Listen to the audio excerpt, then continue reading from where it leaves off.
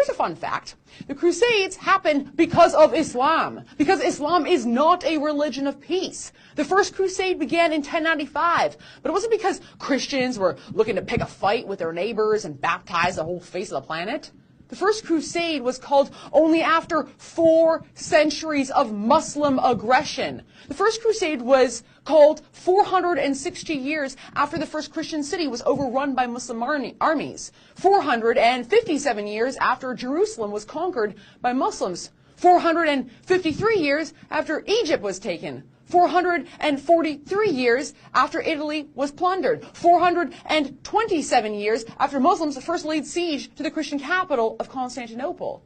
380 years after Muslims conquered Spain. 363 years after France was first attacked. And 249 years after the capital of Christendom, Rome itself, was sacked by a Muslim army. The First Crusade only came after centuries of church burnings, murder, enslavement, and forced conversions of Christians, all at the hands of Islam.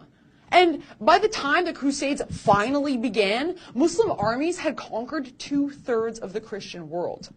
Look, if you want to keep living in your fantasy land where all religions are equal or where Islam is the victim, go ahead. But just so you know, history is repeating itself. Our nations are being invaded by millions of Muslim men of fighting age. This is a holy war, one that Islam started, indeed, one that Islam views as never having stopped in the first place. Islam is not a religion of peace. Its text, its prophet, and an enormous percentage of its adherents are hell-bent on breaking the cross, though they never will. There are 109 verses in the Quran that call Muslims to war with non-believers for the sake of Islamic rule. Some are quite graphic, with commands to chop off the heads and fingers and kill infidels. Their holy book also says that Muslims who do not join the fight are, quote, hypocrites, and are warned that Allah will send those people to hell if they don't join the slaughter.